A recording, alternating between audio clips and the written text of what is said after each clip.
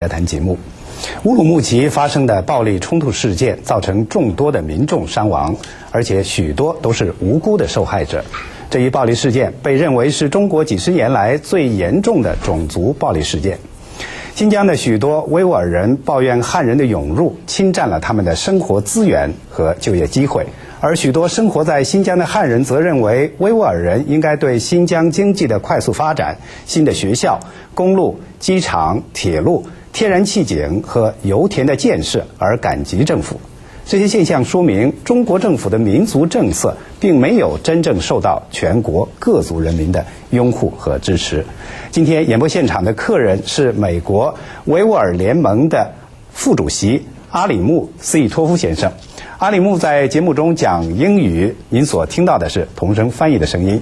在节目进行当中，欢迎观众和听众拨打美国之音的免费直播电话参加今天的节目，提出问题。下面是参加节目的具体方法。拨打美国之音免费电话的方式，请您先拨10810，或者拨10871，再拨866-837-5161。在这里也提醒您，美国之音的节目除了通过短波和卫星电视播出以外，您也可以登录美国之音的中文网站，用现场视频来收看我们的节目，并且浏览其他的报道和影像资料。我们的网址是www.voachinese.com。阿里木，欢迎您来到时事大家谈。It's my pleasure. 非常高兴来到这儿。刚才在介绍您的时候，您是美国维吾尔联盟的副主席。那么刚才你也告诉我，同时你也是世界维吾尔代表大会的发言人。新疆这次发生的乌鲁木齐发生的这个暴力事件啊，已经是1个星期了。刚才这些报道我们也看到，好像这个局势呢并没有真正的完全得到控制，而且在过去的几十年来，在新疆啊这样的民族维吾尔族和汉人之间的这种冲突呢，过去也发生过很多。为什么这次的事件如此的严重，规模这样的大，伤亡的人数这样的多，到底是什么原因？我觉得主要的原因呢，就是中国共产党政府在他的这个60年的压迫性的政策来压迫维吾尔族人，把它叫做这个在新疆省的这个压迫性的政策，才导致了这种反政府的一种事件。911之后，中国政府用维吾尔族人的伊斯兰的信仰来对付维吾尔人，他把它叫做把它有3个称号啊，是恐怖主义者、分裂主义者。The Chinese authorities launched frequent 中国政府呢也是用一系列的这种宣传手段，然后来这个抹黑维吾尔族人。那么这样的结果一来呢，维吾尔族人就不太高兴，而且中国政府呢也非常成功的利用中国人民的一种情感，他的民族主义来对付维吾尔族人。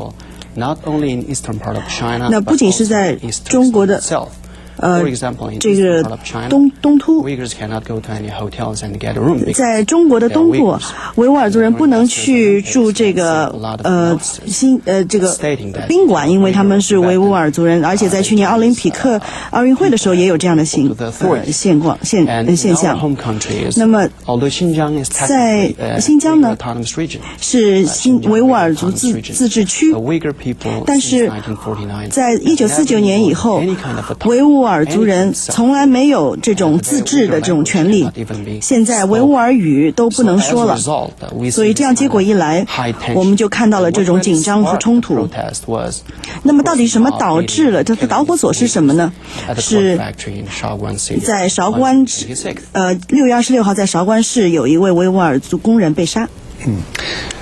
新疆乌鲁木齐这个事件发生以后啊，新疆的当地的官员，乌鲁木齐市的市长和市委书记，包括中国的很多媒体，还有很多的专家和学者，他们都认为这次乌鲁木齐的这次事件呢，他们说是三股势力，那其中就提到了世界维吾尔代表大会。他们认为世界维吾尔代表大会是这次新疆暴力事件的策划者。你怎么看这种说法？中国政府的习惯是在东土耳其斯坦发生任何这种事件，中国政府第一个就是 You're supposed to speak English.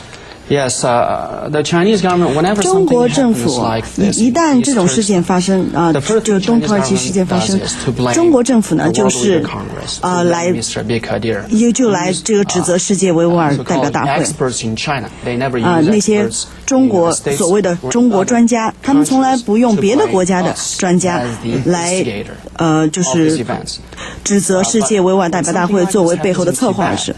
那如果这样的事件在西藏发生了，那么中国政府一下子马上就会指责达赖喇嘛。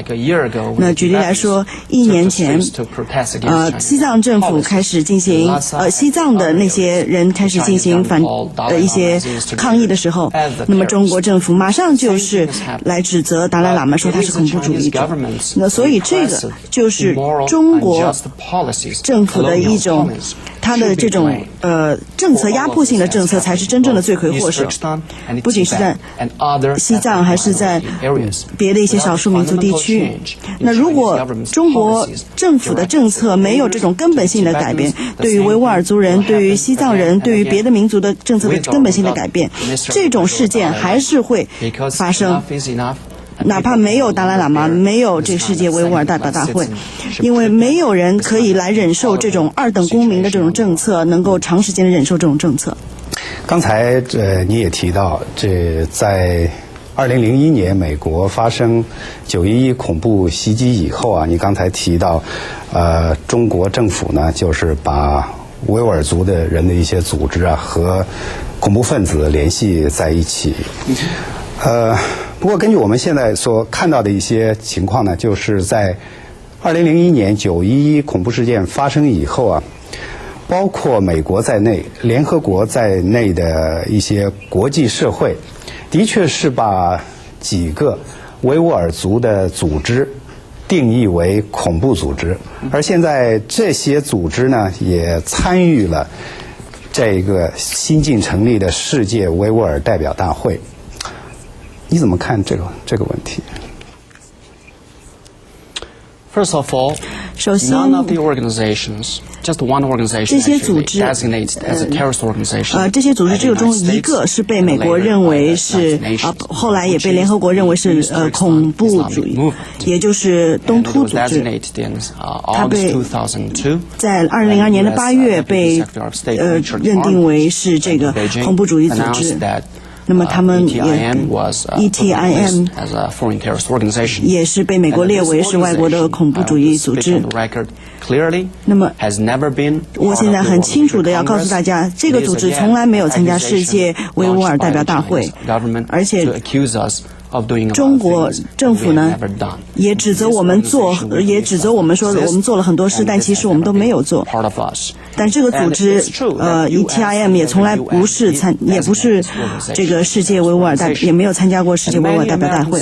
许多美国的学者，甚至是美国政府的一些官员也认为，在2002年的晚期，布什政府想要来侵略伊拉克，在当时呢国际上有很多反对意见，比如说德国、法国以及联合国的这个安理会的成员，包括俄罗斯，也都反对布什政府的他的这要侵略伊拉克的决定。所以在当时，许多学者和批评家认为，中国政府、美国政府为了要获得中国政府的同意，至少不得到他的这个投反对票，反对他来侵略伊拉克，所以他们要跟中国做一个政治上的交易，也就是 ETIM 把他们定为是恐怖主义组织。我也听说过这个组织，只是在他们在北京就是把它列为恐怖主义组织之后我才听说过的。那么中国跟美国就决定把这个组织还放到联合国的清单上，把它这个事件再扩大化。但是现在中国政府没有提供这种实质性的证据，把它说成是这个组织在中国或者在境外实施的恐怖主义行动。同时，中国政府也把22个被关在关塔那摩监狱的维吾尔人是作为恐怖主义者。但是呢，美国军方包括美国人也知道他们不是 ETIM 的成员，也不是恐怖主义者。今天这个话题我们线上可能会有很多的观众和听众啊，待会儿我想接一些电话。不过在接电话之前呢，还有一个问题是我们的一个美国之音中文部的一个同事今天发回来一篇报道，总部设在伦敦的一个私营的风险评估公司叫斯特林，这家公司的报告说，基地组织在阿尔及利亚的一个分支机构叫做伊斯兰马格里布基地组织，他们宣称要为在新疆骚乱事件中的维吾尔族的穆斯林的死难者复仇。那么他们的袭击目标呢，这个基地组织在阿尔及利亚的这个分支，他们的袭击目标，他们说是阿尔及利亚的5万名中国工人，以及中国在西北非的所有的工人和工程项目。你怎么看这个最新的发展？First of all, I have never heard of this organization. 我从来没有听说过这个组织。We do not agree with their 我们也不同意他们的这一信号。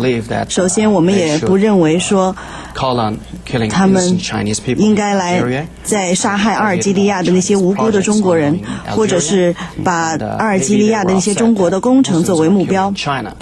So they probably declare this kind of 他们这种宣称我们是谴责的，任何的暴力行为我们都是谴责，不管是中国政府对于维吾尔族人的暴力行动，还是维吾尔人对汉族人的一种暴力行动，我们都是谴责。我们觉得这不是解决方案，我们也希望这个组织不要用任何的暴力行为来用暴力行为或者是恐怖主义的行为来针对这个中国的大使馆或者中国的工人和中国的工程。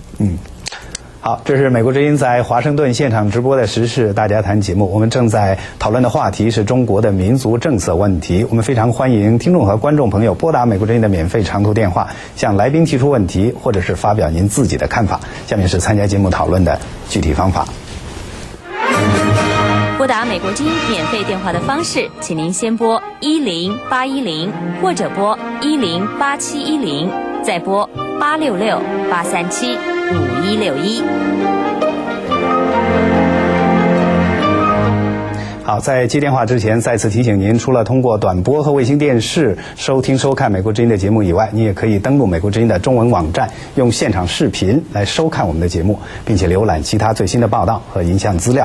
我们的网址是 www.voachinese.com。好，现在我们现场有很多的观众和听众，我们开始接电话。广东的吕先生，广东吕先生你好。广东吕先生还在线上吗？好，我们接下一位，山东的观众孔先生。孔先生你好。首先，我反对暴力，无论是7·5事件，还是王震的杀戮，还是8964的动用坦克杀学生，赞成圣雄甘地、马丁路德金、威尔逊曼德拉、台湾的绿党以及被逮捕的王小波等等非暴力不合作的争取民主的办法。今天谈少数民族政策，肯定执政党是失误的。问题是不止少数民族政策，多数民族政策也是失误的。真心希望执政党按宪法办事，首先释放刘晓波，推动政治体制的改革。东欧改革已经20多年了，我们为什么这么愚蠢？好，谢谢。好，这是山东的孔先生。你怎么看孔先生的他的观点？First of all, I would really, 首先呢，我也要深深的感谢孔先生他的这个发言。他的精彩的发言，我也非常同意他说的，暴力不是解决问题的方案。20年前在天安门发生的事件，中国政府用坦克、用人民解放军来杀害了中国的一些学生，但是我们也相信这个事件也在乌鲁木齐发生。他们用这些武装来暴力来压制人们的一些不满，我觉得这也不是解决问题的方式。他也提到了曼德拉，我也非常尊重曼德拉的这种非暴力的和平的一种方式。所以呢，我是希望在南非黑人跟白人能够和平的相处。去年在西藏，然后今年在乌鲁木齐，这些事件都显示了中国政府在这两个地区的这个政策的完全的失败。所以我是希望中国政府来重审一下他的一些政策，对于少数民族，对于维吾尔人，对西藏人，对别的少数民族都能给他们平等的权利，给他们在1955年建立了维吾尔自治区，要能够真正的兑现他们的承诺，给他们自治的权利。说到刚才你提到的给这个中国的其他的，也不仅仅是维吾尔族，包括藏族，还有其他中国其他的少数民族同等的地位、同等的机会。实际上在新疆这次事件发生以后，我们在网上在媒体上看到很多中国的，特别是生活在新疆的一些汉人，他们呢也有很多的抱怨。他们认为正是对中国的民族政策，所谓的少数民族的这样的政策，对于少数民族的入学升学的这样的宽松的政策，甚至包括在中国实行了已经30多年的计划生育政策，一对夫妇只能生一个孩子的政策，对少数民族呢都有宽松的政策。他们也表示了对中国少数民族政策这样的不满。你怎么看他们的这样的一种心理？他们这样一种心理首先，根据中国的统计数据，只有870万的维吾尔人，还有差不多780万的藏人。不管是维吾尔族人还是藏族人，他占整个全中国人口比率不到1%。这些少数民族，我们没有造成这个中国的人口问题。那么根据中国的法律，不管任何一个族群不到1000万人的话，那么他们都可以有这个3个小孩，最多可以有3个小孩，这是中国的法律。那么就高考来说，我们现在住在美国，美国是个民主社会，它是这个平等权利。但是尽管是在美国，由于它过去的历史对于黑人的这种压迫，所以在美国也有平权法案。那么在中国呢，也有这种偏向性的政策。那么在美国这也不是一种新的政策。那么在中国，首先因为是语言问题，为了要上大学，你必须要学汉语，你必须要用汉语来参加考试。那么汉语对于维吾尔族人来说就是一个外语。如果我们让这个中国在维吾尔的这个汉人用维吾尔语来考试的话，那他们有多少人能够来通过这一考试呢？很少人才可以。所以呢，这些政策跟60年的这种经济上的统治、宗教上的压迫、民族上的压迫政策相比的话，真是不足一提。现在中国他们也要来这个在把代表维吾尔族文化的一些历史的一些城市都摧毁他们。那这就好像说，如果你把中国的长城摧毁了，你会怎么样来想这个政策是好还是不好呢？现在事实是，我们现在知道有一个事实是，军队、经济、文化，这都是在这个新疆呢，都是被汉族来统治的。所有的大公司都是也是汉族人统治的。他们可以公开的说，我们不要雇佣维吾尔人，我们只要雇佣汉族人。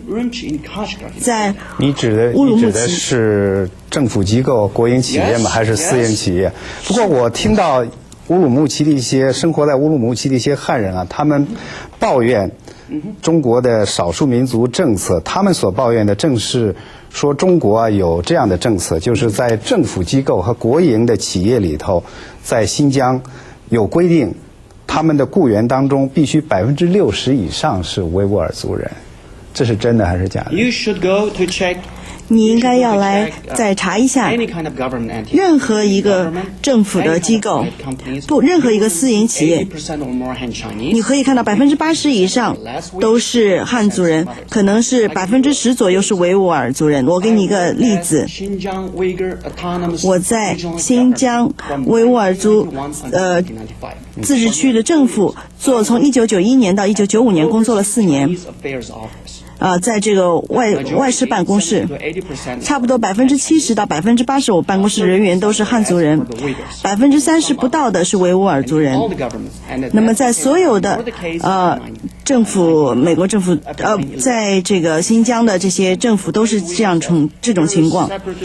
那么他们还911以后呢，他们还把维吾尔族人定义为3个邪恶，就是所谓的恐怖主义者、分裂主义者和宗教极端分子者。还有一些维吾尔族大学毕业生，哪怕是这种名校毕业，他回来也找不到工作。他们在海外这个留学过以后，他回去也找不到工作。那么有些汉族人，他移民到新疆以后，他就有这个保证他的工作，保证他的住房，保证他的医疗健保。这就是维吾尔族人的现在的现况。汉族在乌鲁木齐人的汉族人，他可以自己想一下，到底有多少维吾尔族人是在他们的公司工作，在他们政府机构工作。如果你可以找到一个公司或者说一个政府机构，他的雇员中60%以上是维吾尔族人的话，那我们今天这种暴力事件就不会发生。这肯定就是一个虚假的这种情况。我们继续接电话，下一位是陕西的观众何先生。何先生你好。陕西的何先生，何先生还在线上吗？好，我们接下一位，山东的李先生。山东李先生你好。山东李先生。北京傅先生。北京傅先生。哎，傅先生请讲。你好，你好。我认为就那个新疆而言呢，我认为维吾尔族的文化比汉族人优越些。汉族人，我感觉到汉族人太坏了，这个起码没有文明的素质。维吾尔族的文化好一些。这个民族政策，反正我感觉汉族人太坏了，文明素质太差。我觉得这个政府，这个中国的臭痞子国家没什么意思，不需要和他们打交道的，好吧？谢谢你。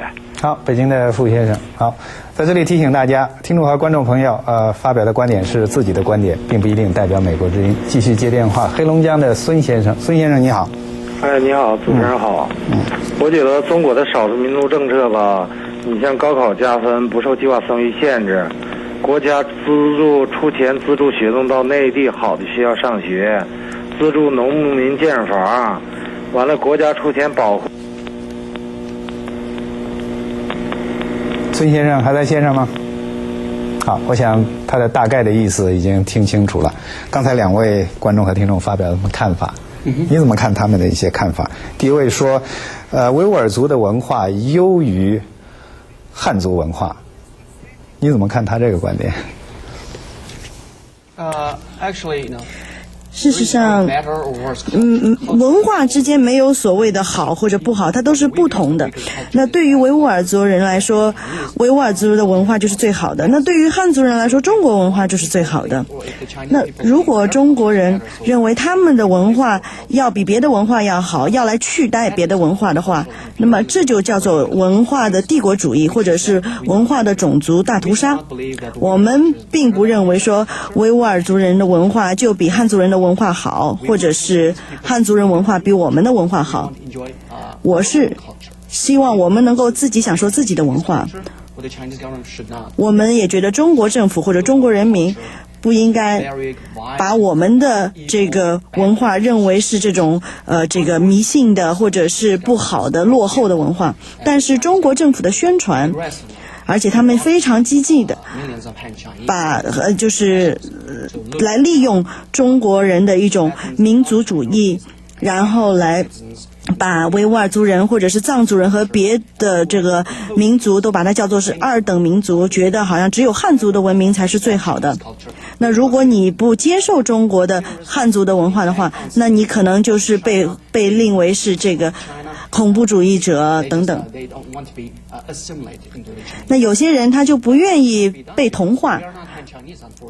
那么但是我们是维吾尔族人，我们不是汉族人，包括藏族人，他也有他自己的生活方式，不同的传统，不同的价值观。只有中国政府和中国人认识到这一点，尊重这一点，那才会有一种真正的所谓的和谐社会。如果有这种歧视，把我们认为二等公民，把中国人的文化强加在我们头上，让我们说汉语就像汉族人这样一生活的话，那肯定会造成问题。那么还有一个听众，有些人他可能认为中国的少数民族政策是不错的，他的很多这个想法其实是不对的。你可以数一下中国的名校有多少的维吾尔族人、藏族学生？他们不付学费吗？他们当然是付学费的。我毕业于新疆大学，我也要付学费。有些家庭他很穷的话，他们就没有办法支付那么高昂的学费，所以他们的小孩就这个上不了学。现在在新疆的一些学校，维吾尔族的老师也必须要用汉语来教学，所以有很多维吾尔学生他都听不懂，所以他没有办法继续上学。那么所以另外一位听众，我觉得他可能获得的信息不准确。继续接电话，下一位是江苏的赵先生。江苏赵先生你好。你好，那个嘉宾好。我认为中共对中国人民的屠杀，特别是对不同信仰、不同政见者的屠杀打压，从来没有停止过。只不过是对维族和藏族的镇压，更赤裸裸、更诡秘一些。那么我们要从本质上认清中共的邪恶。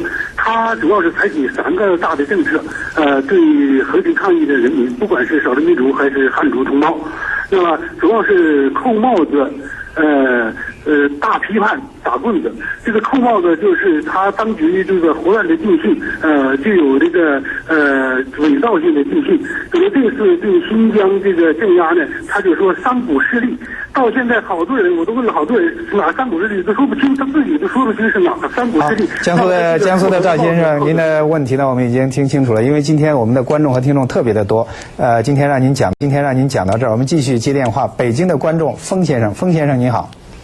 主持人大军你们好。我简单提点问题，就是说，我想就是说问一下，就是说，如果新疆独立的话，就是说从可行性、合理性还有必要性上有没有什么就是说说法？就是说，我很想听听嘉宾的话，就是说对这个问题做一个比较详细的解释。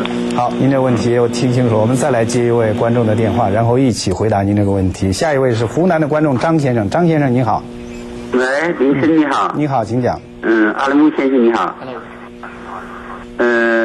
我想就是说这个新疆的这个问题呢，我想主要的就是说，维吾尔族人呢想单独的这个解决他们这个民族问题呢，我想是不可能的。只有和汉人的老百姓一起呢，才能解决这个问题。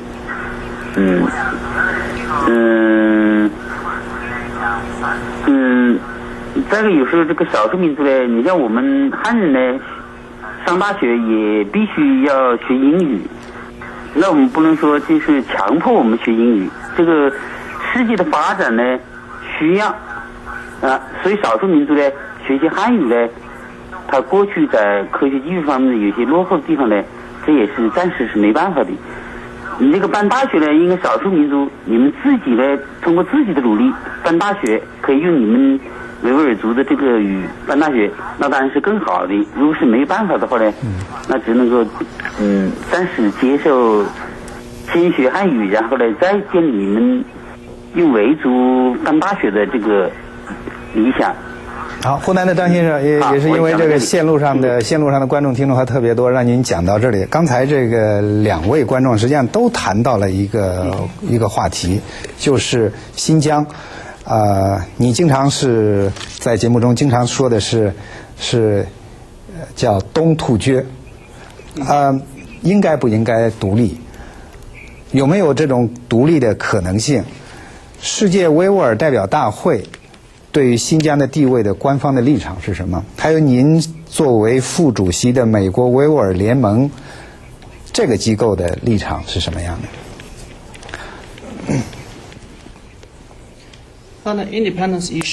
这个独立的问题，1949年在中华人民共和国成立之前，有这个东土耳其共和国，它是包括维吾尔族人，他和别的一些这个在当地生存的一些这个少数人，他也和这个国民党做过的战争。但是在49年呢，斯大林决定跟毛泽东就是结盟，斯大林就决定推翻这个把这个共和国把它并为中国的一部分。后来中国的解放军就占领了这个新疆，在49年的时候，在苏联的支持下，而且是他们呢就是占领了这个地区，所以呢大部分的维吾尔族人就认为东突厥是被中国人占领的，他们也不接受中国共产党的这个支持的统治。1955年的时候，他把这新疆地区定义为是维吾尔族自治区。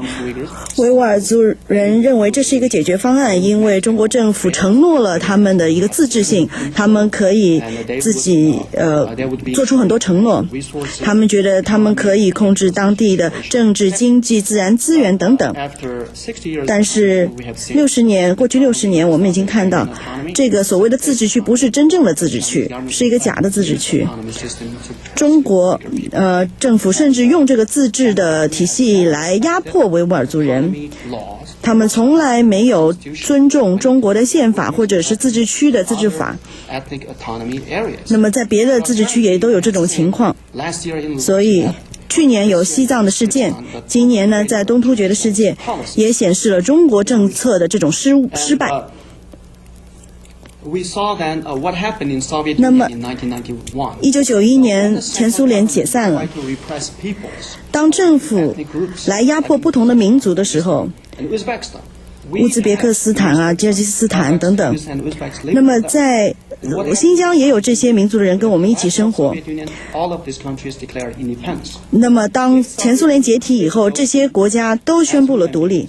那如果以前的前苏联把他们作为平等的公民来对待，来尊重他们的生活方式、文化、宗教等等，可能今天这些现在的独立国家还是苏联的一部分，他们不会导致前苏联的崩溃。那么这种情况也会发生在中国政府身上。那如果中国政府它只是为了要求所谓的稳定来压迫维吾尔族人，压迫别的少数民族，把我们当作动物来对待。那如果藏族人和维吾尔族人在这样的政策下生活，他肯定也是希望自己成为这个独立的国家，所以这是中国政府逼迫这些少数民族来争取独立，因为他们不再相信他们能够在自己的国家能够和平的、和谐的跟别人一起生存，他们的生活方式、他们的价值、宗教、文化都不被尊重。但是尽管现在情况那么的严重，我们的立场，不管是世界维吾尔代表大会还是美国的维吾尔联盟，我们也是很和平的争取维吾尔族人的权利，还是作为如果维吾尔族人最终觉得他们要是中国的一部分，他们的生活方式被中国的政府尊重，他们可能会选择还是要作为中国的一部分。如果最终中国政府不停地就说维吾尔族人就是宗教极端分子、分裂主义者、恐怖主义者，我们要把他们全部杀掉，那么这个我们只要新疆的自然资源，我们不需要他们人。那么最后呢，他们从长远来看，对于维吾尔族人有什么选择呢？他只能选择要求争取独立。好，我们继续接一些电话。下一位是内蒙的一位观众。内蒙观众你好。你好。请讲。是我吗？是，请讲。哎，你好，你好。我想跟嘉宾说两句话啊。您知道，嘉宾您可能出国时间很长了，您知道您的兄弟，维族兄弟或者新疆的兄弟，在中国大陆做些什么吗？我可以告诉你，你们的孩子，家长领着孩子在大街上去偷东西，别人反抗的时候，家长就站出来，如果有人反对的话，跟他们抵抗的话，他就会拿出刀子去捅。我可以跟你说，我亲眼看见我们的蒙族兄弟倒在地下，身上沾满了鲜血。你怎么来解释这个问题？谢谢。好，这是内蒙的一位观众。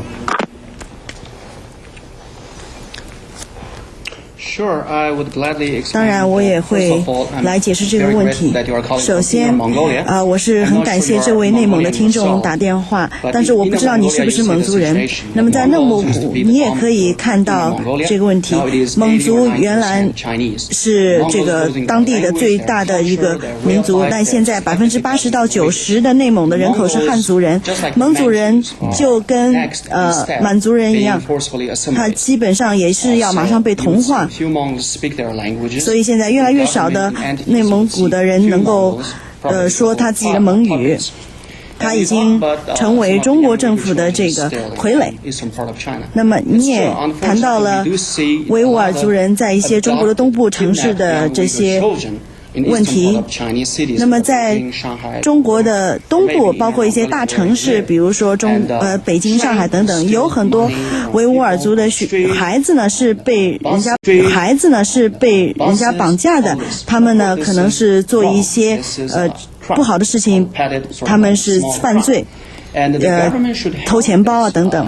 那么这些年轻人，他们还不知道，小孩他不知道他们的父母是谁，他不知道去哪里，控制他们的人是罪犯，有的时候会打他们，还会杀他们。如果他们不到街上去偷东西的话，他们会被惩罚。所以这些孩子不应该来受到指责，而是控制他们那些人，利用他们的人才是最真正的罪犯。今天我们这个线上的听众和观众啊特别的多，我请我们的观众和听众在发言的时候呢也稍微的简短一些。好，浙江的马先生，浙江马先生你好。浙江马先生还在线上吗？好，下一位福建的庄先生，福建庄先生你好。喂。哎，请讲，庄先生。我的看法，75的大事主要中国政府对新疆文化的迫害、宗教的迫害和环境的迫害是主要的原因。中国政府这个原因他不承认，故意要制造一些恐怖出来，非得说是恐怖。在国际社会没有人，没有枪，用枪杀人，他最后中共。好，福建的庄先生，您这个线路好像有一些问题，我们听起来断断续续的。不过大概您的观点呢，我们听清楚了。继续接下一位，北京的王先生。北京王先生，你好。你好，我想说一下这个嘉宾的有些观点我是不同意的，就是说，我觉得这个政府啊，对新疆啊或者是其他少数民族的这个政策肯定是没有问题的，而且就是说从来没有什么歧视啊、压迫啊，这个我是不同意。当然了，我也是觉得共产党的这个统治不光是对新疆，对广大汉族人也一样，它是比较腐败啊等等一些那个独裁啊等等。但是就是说从对待少数民族这个政策上来讲，绝对是没有偏见，而且有偏袒。完了呢，就是说而且这些有一些新疆人，就像他说的，还专门做一些坏事。我觉得这个新疆他想闹独立，这是从历史非常悠久了。但是呢，任何一个政府，别说是共产党，就是民主政府，他也不会同意一个民族从他的国家分裂出去，那么他将成为北京的王先生，您的观点我们听清楚了。我们再来接一位上海的李先生。上海李先生，你好。哎，你好。请讲。哎，是这样，就是说，我认为那个嘉宾呢，他有很多观点都是不对的嘛。就是比如说，就是说那个国家的那个少数民族政策，然后那个就是说国家少数民族政策，特别是就是说两少一宽这个政策，然后我感觉它是非常有问题的。比如说上海这边就是说有很多那个新疆人，不管是成年人也好。上海的李先生，您能不能仔细的说一说这两少一宽是指的是什么？两少是哪两少？一宽是哪？两少呢，就是说尽量的，就是说少抓，然后那个就是说少抓少杀呀，然后这样的。少抓少杀指的是谁？呢，就是说尽量就是说能从宽的尽量从宽这样。这指的是对什么人？就是说对那个新疆的这种说，比如说罪犯呢，然后这样的，就是说犯罪的这种分子啊，这些坏人呢，然后都是这样的。好，谢谢，这是上海的李先生。刚才是北京的王先生，上海的李先生，好像这两位都不太同意你的观点。当然，我也不惊讶。因为在中国政府呢，他们对于媒体有绝对的控制，不管是电视啊还是报纸啊等等。